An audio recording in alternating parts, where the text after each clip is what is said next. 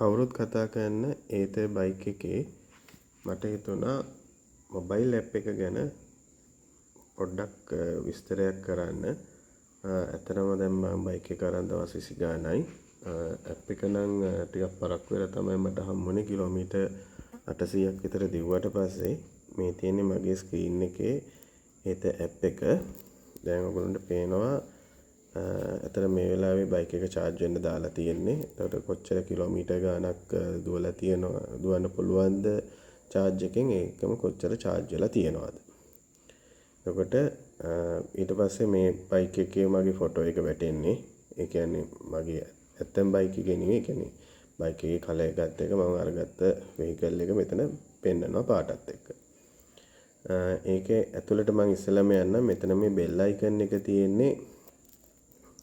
හිතන්නකෝ ඔයගොල්ලෝ ගොඩක් වෙලාවට පාකින් එකකට ගිහිල්ලා හිතන්නකෝ සිටි මෝල් එකකට ගියා කියලා. මෝල් එකට ගිහිල්ලා පාක් කරාට පස්සේ වාහනේ හොයාගත් දාපු තැන අමතක වුණාම අපි ඇත්තටම කරන්නේ කාර් එකේ වුණත් හැමතැනම ඇවිදිනවනේ. මෙතන බයික් එක ඇත්තටම මේ බෙල් අයිකන් එක ගැහුවම බයික් එකෙන් ලොකු ඇලාම් එකක් එනවා. ඉතින් ඒ ඇලාම් එකෙන් කොච්චර දුරට වැඩ කරනවද කියලා කිව්වොත් මම ඇත්තටම රාජගිරිය වැඩ කරන්නේ කොට්ටාවේ තමයි මගේ ගෙදර තියෙන්නේ. මම රාජගිරියේ ඇත්තටම ඊයේ ගියේ වෙනත් විදියකට. එනට මට නිකන් හිතිලා ගෙදර තිබ්බ බයික් එක මේක වැඩ කරයිද කියලා මම එලාම් එක මේ බෙල් අයිකන් එක ප්‍රෙස් කරාම ඇත්තටම මෙන්න මේ විදියට මේ බයික් එක ප්‍රෙස් බයික් එකේ අයිකන් එක ගැන ස්කෑන් මේ ටච් කරාම මෙන්න මෙතන එනවා. මේ බෙල් එක ගැහුවම ගෙදර වැදුනා. ඇත්තටම මම ලොකු බැනුමකුත් ඇහුවා ගෙදරින් මේ වටේ පිටේ මිනිස්සු බය කරනවා කියලා. ඉතින් ඒකෙන් මෙතනින්ම ඔෆ් කරගන්නත් පුළුවන්. මම ඒක වැඩ කරන විදිය ඔයගොල්ලන්ට පෙන්නන්නම්. දෙවෙනි එක තමයි මේ document on dashboard කියලා පෙන්නනවා. ඒ කියන්නේ ඇත්තටම අපිට දැන් මේකේ පුළුවන් මේ අපේ driver license එක ඒ වගේ ඒවා තියෙනවා නම් අපිට ෆෝන් එකෙන් ඇඩ් කරලා ඒක මේ ස්ක්‍රීන් එකේ බලා ගන්න පුළුවන්. ඔයගොල්ලෝ දන්නවා ඇති මම දන්න විදියට ඇත්තටම ඒත් එකේ විතරයි ටච් ස්ක්‍රීන් එකක් තියෙන්නේ. ඒක නිකන් ෆෝන් එකක ටච් ස්ක්‍රීන් එක වගේ. මම ඒක පෙන්නන්නම් මගේ තව වීඩියෝ එකකින්. එතකොට රෙජිස්ට්‍රේෂන් සර්ටිෆිකේට් එක ඉන්ෂුරන්ස් එක ඔක්කොම මගේ පෙන්නනවා මගේ ස්ක්‍රීන් එකේ. ඊළඟට තියෙනවා බ්ලූටූත් එක අපිට ෆෝන් එක කනෙක්ට් කරගන්න පුළුවන්. මේ තියෙන්නේ මගේ ෆෝන් එක කනෙක්ට් වෙලා තියෙන විදිය. කනෙක්ට් කියලා තියෙන්නේ 450X එක තියෙන්නේ මට. ඊළඟට අපි හිතමු මේකේ තියෙන තව හොඳ ඔප්ෂන් එකක්. අපිට එන කෝල්ස් ඔක්කොම WhatsApp messages ඔක්කොම මේකෙන් අපිට ආන්සර් කරන්න පුළුවන්. එතකොට මේකේ තියෙනවා decline text එක හදිසියවත් අපි රයිඩ් කරනකොට අපිට ඒ කෝල් එක කැන්සල් කරගන්න ඕන නම් අපිට මැසේජ් බටන් එක ප්‍රෙස් කරන්න පුළුවන්. එතකොට ඇත්තටම මම දාලා තියෙන I'm riding will call you ASAP කියලා තමයි මම ඒක දාලා තියෙන්නේ. ඒක ඕන විදිහකට සේව් කරගන්න පුළුවන්. මෙතන මේ ස්ක්‍රීන් එක ටච් කරාම පේන ඇති අර මේකක් එනවා. එතන අපි ඒක ටයිප් කරාම සේව් කියන එක highlight වෙනවා. දැන් මම මෙතන delete කරා තින් අය ප්‍රශ්නයක් නැහැ. එකම දේනේ. ඒක නිසා මට සේව් කරන්න ඉන්නේ. ඕන ආයෙ රීසෙට් කරන්න පුළුවන්. ඉතින් ওই මැසේජ් එක තමයි යන්නේ. දෙවෙනි එක vehicle manual එක. එතකොට vehicle service centers කොහෙද තියෙන්නේ? ඒවා ඔක්කොම මේ app එකෙන් අපිට බලා ගන්න පුළුවන්.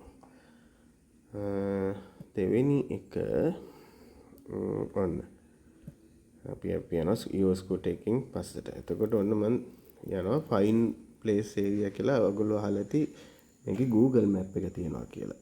දැන් මේ Google Map එක කොහොමද වැඩ කරන්නේ කියන්නේ හරිම ලේසි. මෙතන ඇත්තටම home work කියන එක මට save කරලා තියෙන්නේ.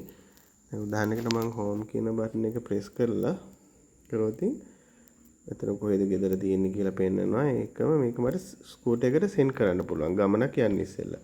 ඊට පස්සේ ඒක ඇත්තටම කෙලින්ම ඔයාලට පේනවා මේ ඒක ස්කූටර් එකට යන විදිය. ඊට පස්සේ ඒක කෙලින්ම ස්කූටර් එකට ගියාට පස්සේ මේ එකේ ක්ලික් කරන්න පුළුවන්. ක්ලික් කරපු පාර එතනින් ඉවරයි.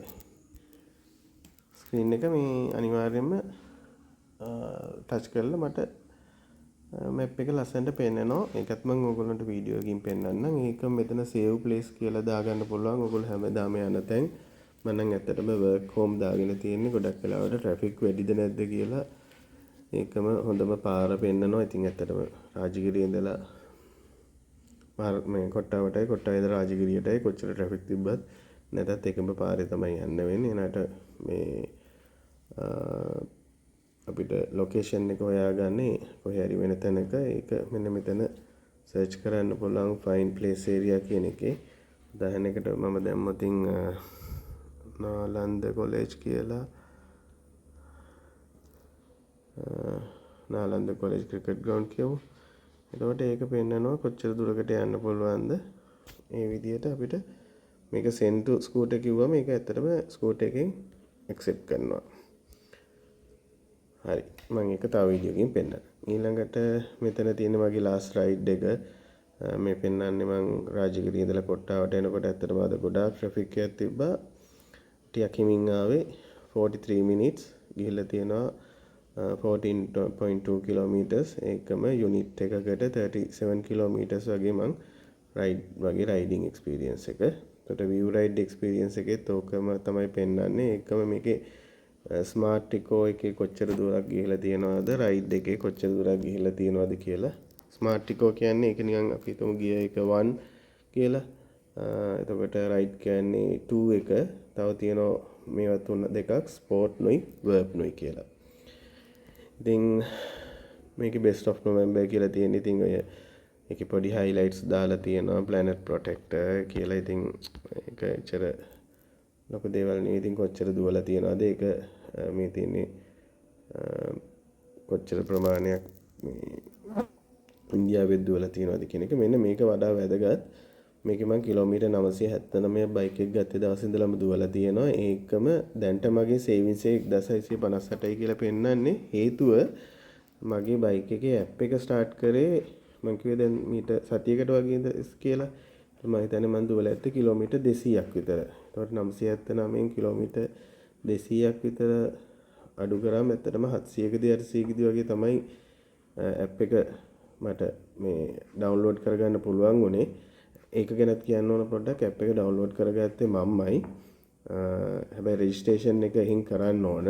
අපේ ශ්‍රී ලංකන් ඒජන්ට් ඉන්නේ ඒගොල්ලෝ කරන්න ඕන එක. ඒකම මෙතන පෙන්නන්නේ මම ඒ ඇප් එක ඩවුන්ලෝඩ් කරාට පස්සේ දිවපු කිලෝමීටර් 200ට හරි කීයට හරි තියෙන මගේ ලාභය. ඉතින් ඇත්තටම මට 1658ක් ඉතුරු වෙනවා කියලා තියෙන්නේ. ඒක කැල්කියුලේෂන් එක කරන්නේ ඇප් එකෙන්මයි. ඒකේ තියෙන්නේ මේ අපි ඒත ස්කූටර් එක දුවන එකෙන්නුයි පෙට්‍රල් ස්කූටර් එකක් දුවන එකෙන්නුයි එකේ වෙනස තමයි මේ දාලා තියෙන්නේ. ඊට පස්සේ මෙතන view all riding status එකේ මම අද දවසේ කියන්නේ මේ මාසේ මම කොච්චර දිවලා තියෙනවද, එතකොට charging units කොච්චරක් use කරලා තියෙනවද, මේ තියෙන app එක use කරාට පස්සේ කොච්චර units කීයක් මම පාවිච්චි කරලා තියෙනවද කියලා home charging එක. work ride එක කියන්නේ මේක මම හයිම ගියේ එකේ කොච්චර ගිහිල්ලා තියෙනවද කියලා. ඊට පස්සේ මේ තියෙන්නේ හොඳම ලොන්ගස්ම රයිඩ් එක. කියන්නේ වැඩියෙන්ම මම දුර ගිහිල්ලා තියෙන්නේ කිලෝමීටර් 18 19කට කිට්ටුව ගිහිල්ලා තියෙනවා. ඊට පස්සේ වර්බ් කියන්නේ හයියෙන්ම ලොකුම ගියේ එකේ කොච්චරක් ගිහිල්ලා තියෙනවද වැඩිම දුර. ඒකම මෙන්න මේක තමයි හොඳම එක. මගේ টොප් ස්පීඩ් එක කීයද කියලා. මෙතන ඇත්තටම টොප් ස්පීඩ් එක 73.8යි කිව්වට මම ඇත්තටම 80ට වැඩියෙන් ගියා පාර්ලිමේන්ට් රෝඩ් එකේ. මම හිතන්නේ ඒ වෙලාවේ ගොඩක් රෑ වෙලාවක් 80ට ගියා. මාර ස්ටේබල්, මාර බ්‍රේක් එකක් තියෙන්නේ. මොකද මට ඉස්සෙල්ලා තිබ්බේ Honda Aviator එකක්. ඒකේ ඩිස්ක් බ්‍රේක් තිබ්බා ඉස්සරහා.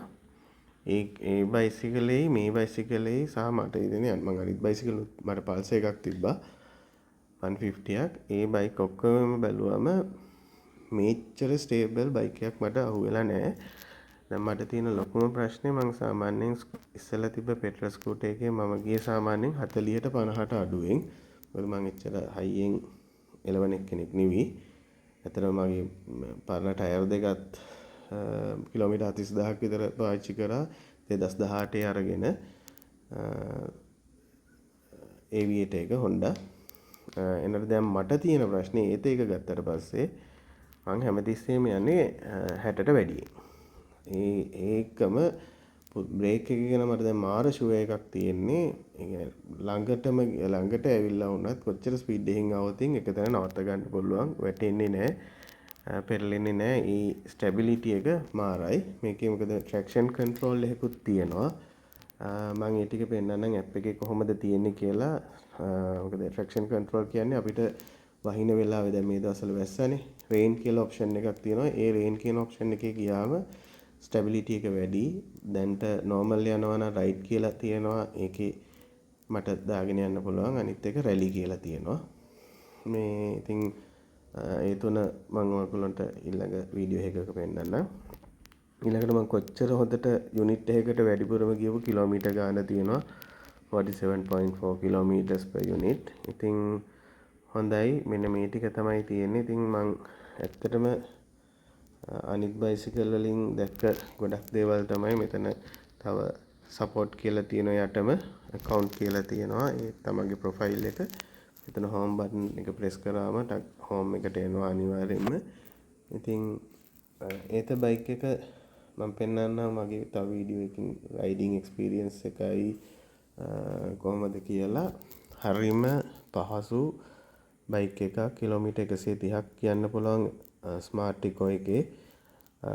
සාමාන්‍යයෙන් මගේ එක්ස්පීරියන්ස් එක මම දවස් දෙකකට පාතාවක් මට charge කරන්න වෙනවා. එක මේ Evolution Auto එකේ තමයි මේ ලංකාවේ ඒජන්ට් ඉන්නේ. ඒගොල්ලෝ අපිට ඒගොල්ලොන්ගේ මරදාන ෂෝරූම් එකේ සහ කොල්පිටි වල තව තියෙනවා හොරණ.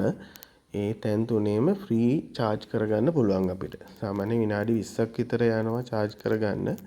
මම දැන් කොහෙන්වත් ඔක දීලා නැහැ. විනාඩි 20ක් විතර ගිහිල්ලා charge කරගන්න පුළුවන් 80ක් වෙනකම්. 80න් පස්සේ ඒක අපිට ඊළඟ එක්කෙනාට charge එක ගලවලා ගහ ගන්න පුළුවන්. 80න් පස්සේ charge වෙන්නේ නැහැ. ඉතින් බලන්න ඔයගොල්ලොන්ගේ මොන හරි ප්‍රශ්න තියෙනවා නම් මම දන්න තරමට මම උත්තර දෙන්නම්. හරි ලේසි මේක ඇත්තටම බයික් එක නම් හරිම පහසුයි.